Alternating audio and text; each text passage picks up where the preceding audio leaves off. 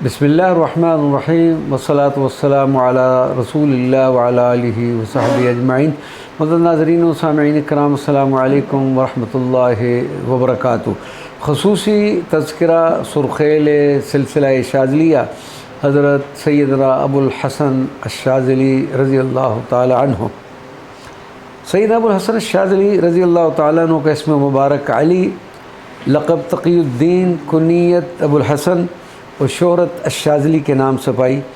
والد محترم کی طرف سے آپ کا سلسلہ نسب سادات حسنیہ اور والدہ محترمہ کی طرف سے سادات حسینیہ سے جا ملتا ہے۔ اکثر مورخین کا اس بات پر اتفاق ہے کہ آپ کی ولادت باسعادت 553 ہجری بلاد مغرب کے شمال اٹلس پہاڑوں کے نشیبی علاقہ کے گاؤں غمارہ میں ہوئی۔ آپ رضی اللہ تعالیٰ عنہ کا تعلق قبیلہ بربر سے تھا، جو فی الواقع باقی بلاد مغرب سے الگ تھا۔ سید ابو مدین شعیب اس قبیلہ کی تربیت اور رہنمائی فرمایا کرتے تھے۔ 615 ہجری میں سیدنا ابو الحسن شاذلی نے بلاد مشرق اور بالخصوص عراق شریف کا سفر فرمایا۔ قیام عراق کے دوران بے شمار اولیاء کاملین سے ملاقاتیں فرمائی اور تلاش قطب وقت میں سرگرداں پھرتے رہے۔ اسی دوران آپ کی ملاقات ولی کامل شیخ ابو الفتح واسطی سے ہوئی، جنہوں نے آپ سے فرمایا کہ تم یہاں قطب وقت کی تلاش میں آئے ہو، جب کہ وہ تمہارے ملک میں موجود ہے۔ واپس اپنے ملک جائیں اور ان کو وہاں موجود پائیں گے۔ سیدنا ابو الحسن الشاذلی رضی اللہ تعالیٰ عنہ واپس تشریف لائے، حتیٰ کہ آپ کی ملاقات ولی کامل و قطب و غوث وقت سیدنا ابو محمد عبداللہ محمد بن عبدالسلام المشیش یا بشیش سے ہوئی۔ حضرت سیدنا ابو الحسن شاذلی فرماتے ہیں کہ سیدنا ابو عبدالسلام مشیش پہاڑ کی چوٹی پر ایک غار میں تشریف فرما تھے۔ میں نے پہاڑ چڑھنے سے قبل ہی ایک چشمہ سے غسل کیا اور اپنے علم و عمل کو ایک طرف رکھتے ہوئے ایک فقیر کی طرح پہاڑ پر چڑھنا شروع کر دیا۔ سیدنا ابو الحسن الشاذلی فرماتے ہیں کہ میں پہاڑ کے اوپر چڑھ رہا تھا اور سیدنا عبدالسلام مشیش غار سے نکل کر میری طرف آ رہے تھے اور مجھ سے فرمایا، اے علی بن عبداللہ بن عبد الجبار، میں تمہیں خوش آمدید کہتا ہوں۔ پھر رسول اللہ صلی اللہ علیہ وسلم تک میرا مکمل شجرہ نسب ذکر کرنے کے بعد فرمایا، اے علی، تم اپنے علم و عمل سے خالی ہو کر ہمارے پاس بحیثیت فقیر آئے ہو۔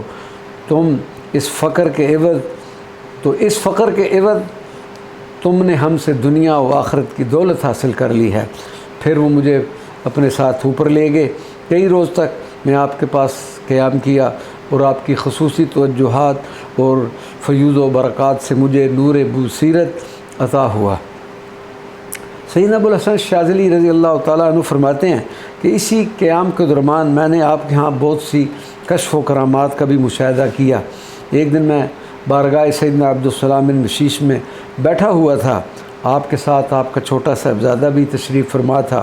اس دوران مجھے خیال گزرا کہ میں جناب شیخ سے اللہ تبارک و تعالیٰ کے اسم اعظم کے متعلق سوال کروں۔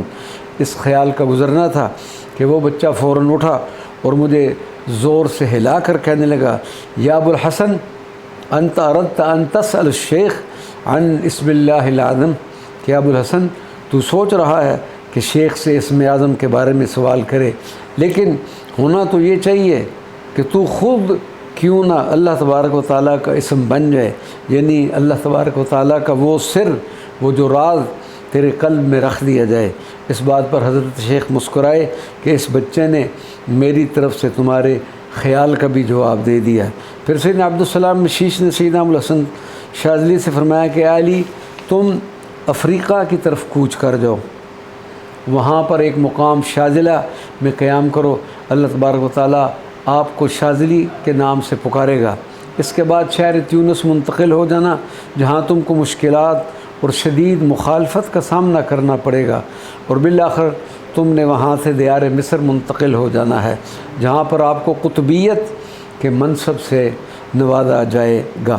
حضرت سیدنا ابو الحسن الشاذلی اپنے شیخ مکرم کی خدمت میں عرض کی کہ حضرت، سفر سے پہلے مجھے وصیت فرمائیں جس پر سیدنا عبدالسلام مشیش نے فرمایا کہ علی اللہ اللہ والناس الناس، اللہ اللہ ہے اور لوگ لوگ ہیں۔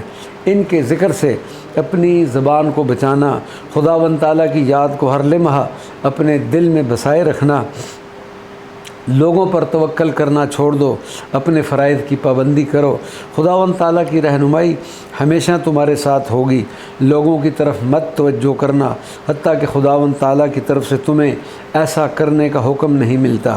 اے علی، خداوند تعالیٰ نے تمہیں منصب ولایت کے لیے مخصوص کر لیا ہے۔